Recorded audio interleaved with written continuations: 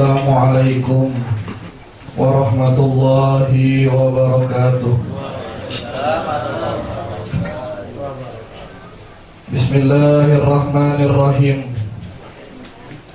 Alhamdulillahilladzi la ta'khuzuhu sinatun wa la naum, lahu ma fis samawati wa ma fil ardh. Asyhadu an la ilaha illallah wa ashhadu anna Muhammadar Rasulullah. Allahumma salli ala Sayyidina Muhammadin wa ala alihi wa sahbihi ajma'in, amma ba'du. Ilahi anta maksudi wa ridhaka madlubi, atini mahabbataka wa ma'rifataka. Hadratul mukarramun ashabul fadilah, ahli silsilah Thariqah Qadiriyah Naqsabandiyah Mahasuryalaya, wabil khusus mursiduna wa murabbi ruhina wa habibu qulubina Asy-Syaikh Muhammad Abdul Ghaus Saifullah Maslul Al-Qadiri An-Naqsabandi Al-Kamil Mukammil, annallaha qaddasa sirrahu wa yu'idu ilaina min barakatihi wa asrarihi wa karamatihi wa anwarihi wa ulumihi bi barakatil Fatihah. Rahmanirrahim. Ihdinas siratal mustaqim.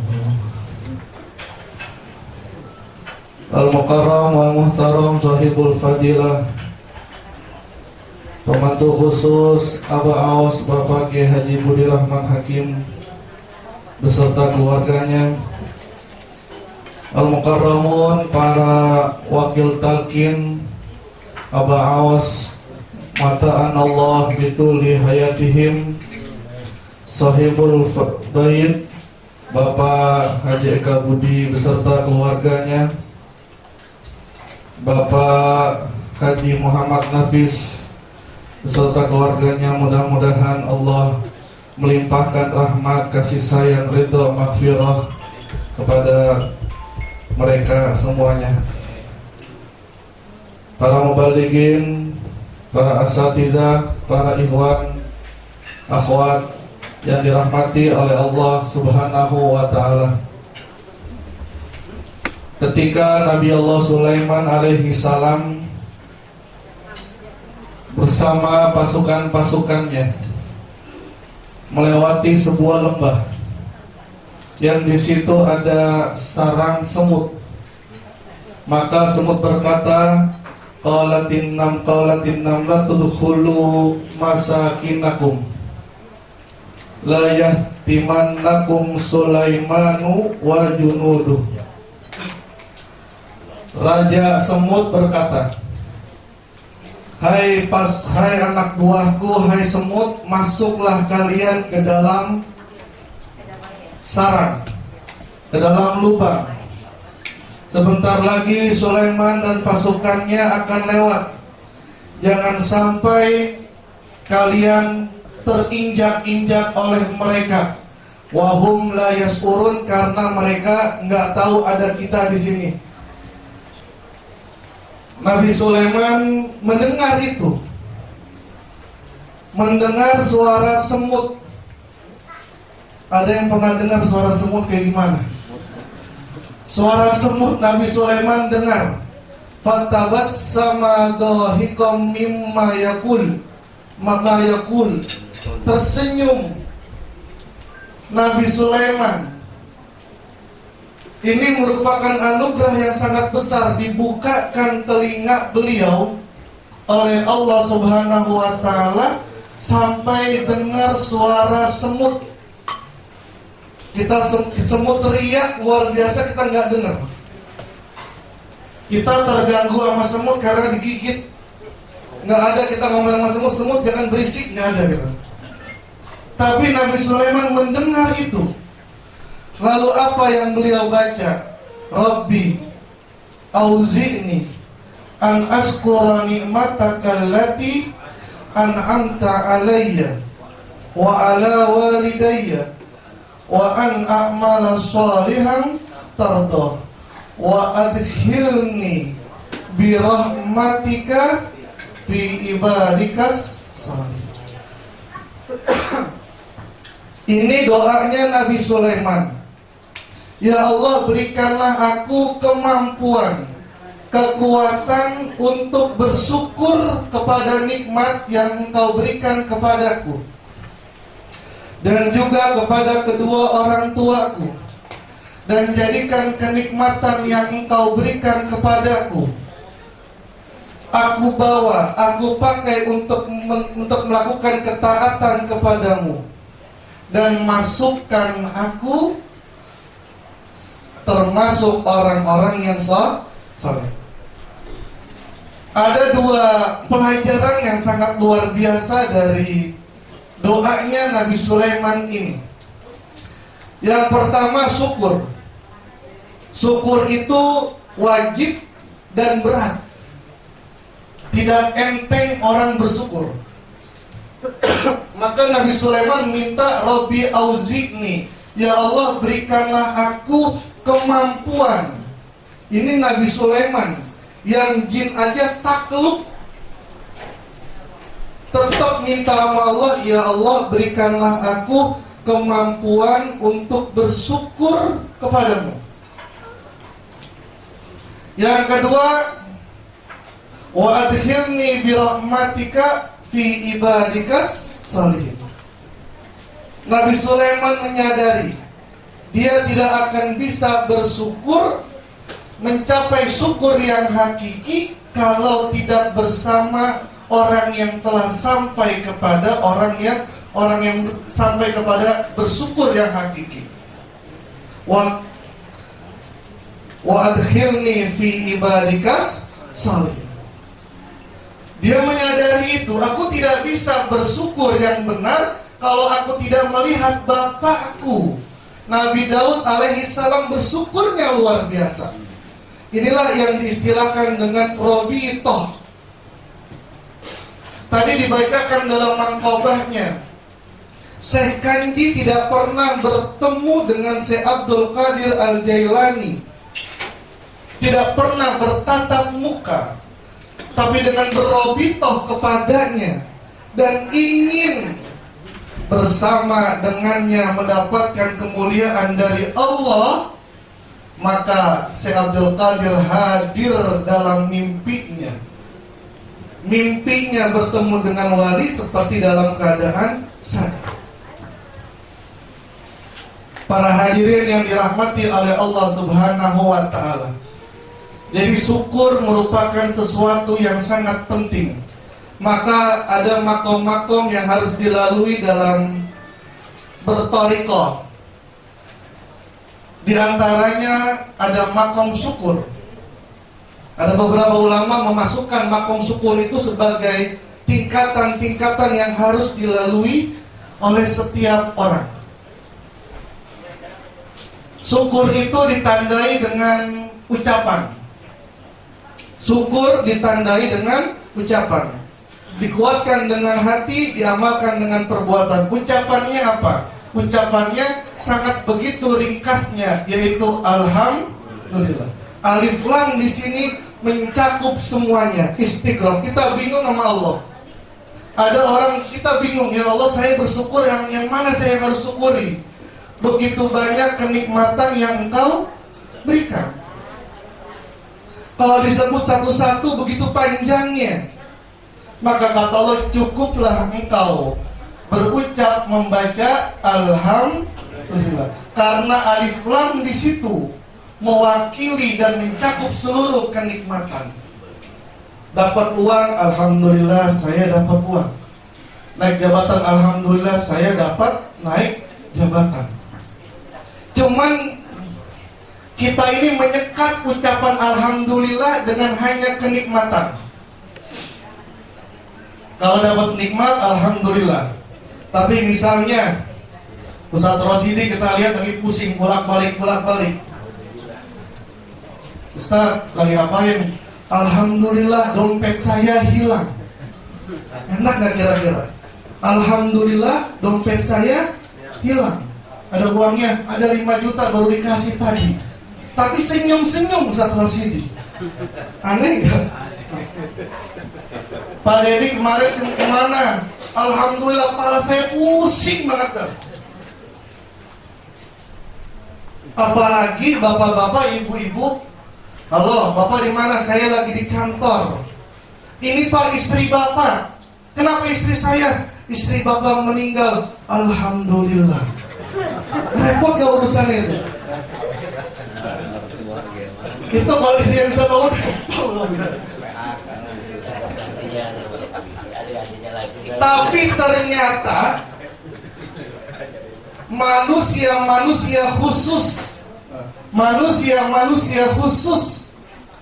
para nabi, para wali Allah, ketika mendapatkan ketentuan Allah, takdir, baik berupa takdir yang baik ataupun takdir yang buruk, selalu mengucapkan alhamdulillah.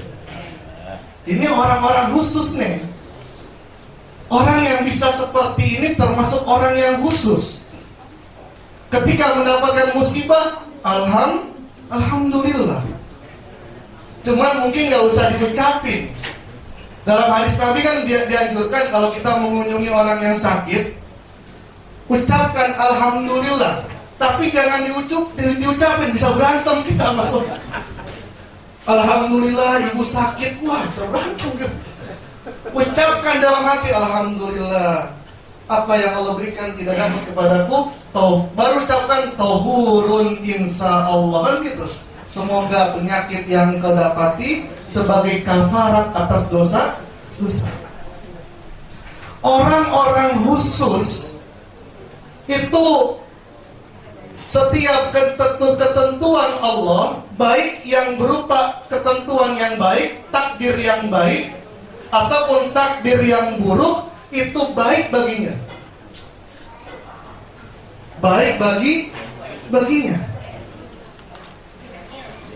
Dalam surah Al-Hijr ayat terakhir, Allah berfirman, "Walaqad na'lamu annaka yadiku sadruka bima yaqulun fasabbi bihamdi rabbika wa kum minas sajidin wa'bud rabbaka hatta ya'tiyakal yakin." Ini Allah menggambarkan sifat Rasulullah, orang khusus. Ya Rasulullah, kami tahu hatimu itu sempit, jadi kusadruk, artinya hatimu sedang marah, sedang sedih, sedang resah karena mendengar perkataan orang-orang Quraisy. Dihina, dicaci maki, lagi sholat diambil kotoran hewan ditaruh di pundaknya. Dakwah ke Taif disabitin sampai berdarah. Dalam riwayat dikatakan Allah memanggil malaikat Jibril. Jibril, kamu turun ke dunia itu. Jangan sampai darah kekasihku menetes ke bumi. Kalau sampai menetes ke bumi, aku akan tanduskan bumi itu semua. Saking cintanya, marahnya Allah kepada orang-orang yang menyakiti Rasulullah. Aku tahu engkau sedang resah. Tapi apa kata Allah? Fasabbi bihamdi rabbi. Baca subhanallah, baca alhamdulillah. Lagi susah, tetap bersyukur. Lagi senang bersyukur, lagi susah bersyukur. Siapa yang bisa melakukan ini kecuali orang-orang yang dikhususkan oleh Allah Subhanahu wa ta'ala. Sampai malaikat turun, ya Rasulullah, apa yang kamu perintahkan kepadaku, aku akan mentaatinya. Kalau aku hancurkan penduduk Taif, aku hancurkan semuanya. Apa kata Rasulullah? Jangan. Allahumma hdi qaumin fa innahum Aku masih berharap keturunan mereka masih menyembah Allah Subhanahu. Ini orang khusus. Makanya tanda-tanda kewalian, tanda-tanda orang soleh, selain istiqomah, mempunyai jiwa pemaaf dan ridho. Wali jangan dilihat bisa terbang bisa apa. Di antaranya dia istiqomah dan dia ridho. Kenapa? Karena sudah melihat apa yang dialaminya itu baik baginya.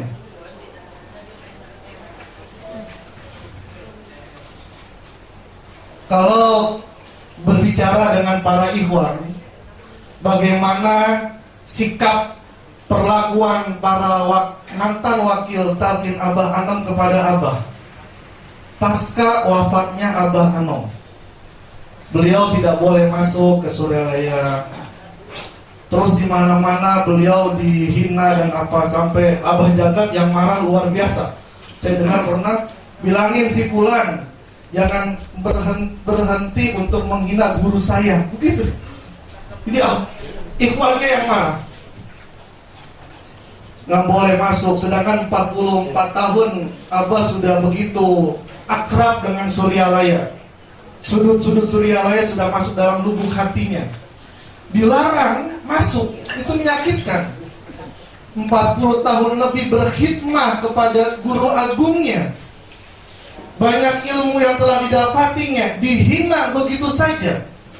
Kalau orang muridnya dihina, yang tersinggung itu gurunya.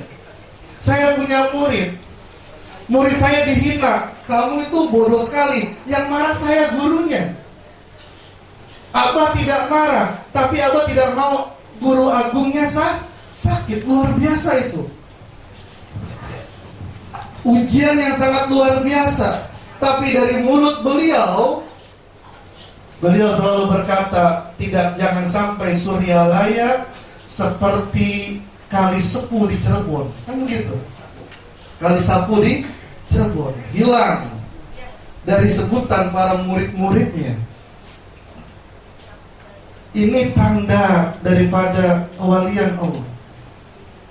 Ketika mendapatkan suatu musibah, dilihat musibah, hinaan, cacian, merupakan pemberian Allah dan ada sesuatu yang baik. Ketika belum lama ketika Manakiban, saya bersama AA Aruri, beliau bercerita. Istri beliau kan sedang mendapatkan ujian dari Allah. Dipanggil oleh Abah untuk kejagat. Ketika Abah bertemu, ucapan Abah adalah, Allah kalau meriadohkan seseorang bukan hanya dengan berzikir, bukan hanya dengan berpuasa, bukan hanya dengan sholat, tapi terkadang Allah meriadohkan seseorang untuk naik makomnya dengan diberikan ujian. Saya langsung tersentak itu. Saya bilang, Masya Allah, begitu amanahnya Abah ketika dapat perintah Abah Anom. Apa perintahnya? Ini buku yang pernah yang di bulan lalu kita sama-sama ceritakan. Ini buku, baca buku Iqazul Himam. Ini ambil, pelajari. Itu amanah guru, dipegang luar biasa itu. Kalau kata Kiai Soleh, dari awal sampai terakhir dibaca. Yang pentingnya dicatat. Ternyata semuanya penting, semuanya dicatat. Karena gurunya baca, pelajari kitab Iqazul Himam. Saya katakan, ketika Abah mengatakan itu merupakan intisari dari kitab Hikam atau Ilah. Kalau orang gak baca benar-benar gak ketemu tuh perkataan itu. Terkadang Allah menaikkan makom seseorang melalui ujian-ujian. Bukan dengan sholatnya, bukan dengan puasanya. Itu ada dalam kitab tersebut. Rubama wajadta minal mazidi fil faqat walam tajidhu fis shaumi was shalat. Terkadang kamu akan mendapatkan kemuliaan, anugerah, dinaikkan makomu oleh Allah dalam musibah yang kamu alami, dan tidak kamu dapatkan itu ketika kamu sholat dan puasa. Artinya, mudah-mudahan bisa kita tanamkan dalam hati kita, segala kenikmatan adalah nikmat, segala ujian adalah kenikmatan. Maka kita dianjurkan, bahkan diharuskan untuk sholat syukur nikmat. Ini masalah syukur. Jadi syukur bukan hanya kenikmatan saja. Orang yang sudah makom tertentu memahami syukur itu, baik musibah itu pun harus disyukuri. Yang kedua adalah terkadang orang lupa. Kalau mendapatkan ujian, dia sadar kepada Allah. Kalau dapat ujian, dia sadar kepada Allah. Innal insana khuliqa halu'a. Idza massahu syarru jazua. Wa idza massahu khairu manu'a. Illal musallin alladzina hum fi salatihim. Kalau khosin domain mah majran jujur. Imun. Orang itu keluh kesah. Lagi demam, lagi senang, dia lupa sama Allah. Lagi susah, wah, duhanya sampai 8 rakaat. Zikirnya enggak 1165, double 2 kali lipat. Benar-benar. Qiyamul lailnya dari jam 1. Bodoh soalnya. Itu manusia seperti itu. Memandang kenikmatan musibah itu dia sabar. Ketika kenikmatan dia lupa kepada Allah Subhanahu wa taala. Dikatakan oleh Umar, nasbiru bil bala wala waqat la nasbiru bil nikmah. Kita dapat sabar ketika mendapatkan ujian, tapi kadang-kadang kita lupa ketika mendapatkan kenikmatan. Ini ada kisah yang menarik berkenaan dengan Nabi Sulaiman alaihi salam, bagaimana menyikapi kenikmatan yang Allah berikan kepadanya. Ketika Nabi Sulaiman bertemu dengan Ratu Bilqis, lalu mengirimkan surat cinta Nabi Sulaiman. Innahu min Sulaiman wa innahu bismillahirrahmanirrahim. Ala ta'lu alayya wa tuni muslimin. Doa ini jadi doa pelet ini. Jangan kamu sombong, tunduk sama saya. Itu diwiridin, besok-besoknya ya kita wiridin, dia gak bisa tidur pasti. Arif ta. Ratu Bilqis ingin datang ke Nabi Sulaiman. Maka Nabi Sulaiman berkata kepada pasukannya, siapa yang bisa memindahkan istananya Ratu Bilqis? Yang pertama berkata Ifrit minal jinni. Jin Ifrit berkata, kami ana atika bihi qabla an taquma min maqamik. Nabi Sulaiman, saya bisa memindahkan istananya, singgah sananya Ratu Bilqis yang ada di Yaman ke Palestina. Berapa lama sampai kamu berdiri dari bangkumu? Ada yang menafsirkan ketika Nabi Sulaiman itu dia dari pagi, nanti sore dia udah bangun. Jadi antara pagi sampai sore itu udah pindah. Ada juga yang menafsirkan kamu duduk, pas berdiri istananya udah ada. Kan cepat itu. Nabi Sulaiman duduk, pas berdiri itu sudah ada. Kata Nabi Sulaiman, ada lagi nggak yang lebih cepat? Wa qala allazi indahu ilmun minal kitab. Berkata orang yang mempunyai ilmu minal kitab, menguasai kitab. Apa ini yang dimaksud dengan kitab? Syekh Abdul Qadir Al-Jailani dalam kitab Al-Bunyahnya menafsirkan yang dimaksud dengan ilmun minal kitab adalah ismul a'zam. Ismul a'zam. Seseorang berkata yang telah menguasai ismul a'zam. Apa itu ismul a'zam?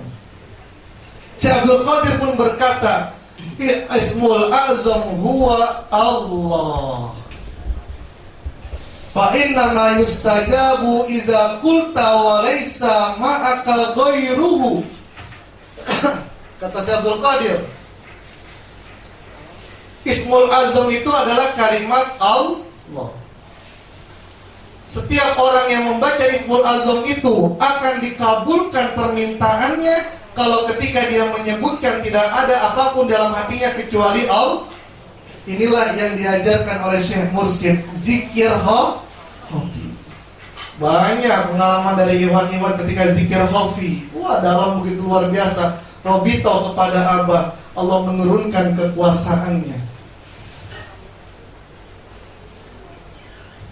Ismul Azam, orang yang menguasai Ismul Azam. Asif Ibni Barkiyah. Syarat Ismul Azam berkaitan dengan kisah yang pertama.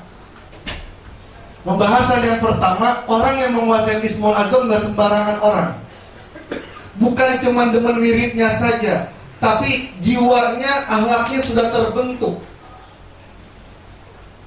Dalam kitab Hikayatus Sufiyah diceritakan dalam pembahasan Ismul Azam, ada seorang santri datang ke seorang kiai, seorang syekh. Alimni an Ismil Azam. Syekh, ajarin saya tentang Ismul Azam. Kata syekhnya, kamu sanggup? Sanggup, Syekh. Puasa berapa hari saya jalanin, 40 hari gak nyentuh istri saya jalanin. Misalnya